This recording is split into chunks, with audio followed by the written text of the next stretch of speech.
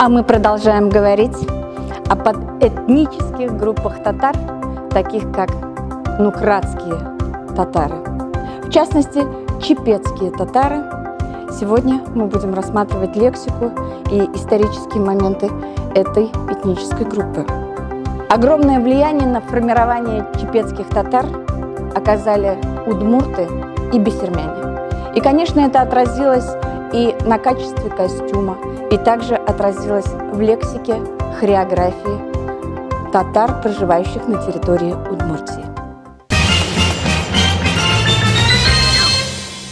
В большинстве своем, конечно же, что отличает татар, проживающих на территории Удмуртии, это цветовая гамма. Мы видим, что платье более темного цвета, приближенного к удмуртскому костюму. Я бы сказала, к удмуртам южной населенности.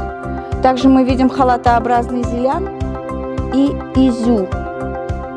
Вот здесь, если я открою, красивое расшитое изю, кукрекща, который бережет грудь девушки.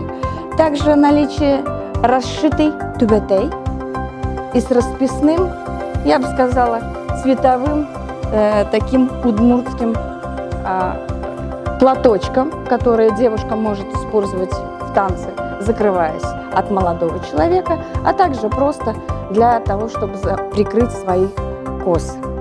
Обращая внимание на мальчика, это также домотканная рубашка, это халатообразный зелян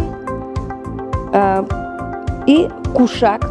Как мы обращаем внимание, ну, наверное, это в тон девушки, но без различных вышивок и так далее. Также полосатые штанишки, но и сапожки. На голове у мужчин, как правило, или ходили без головного убора, или же ходили в тюбетейке, которую, как правило, ходили в мечеть.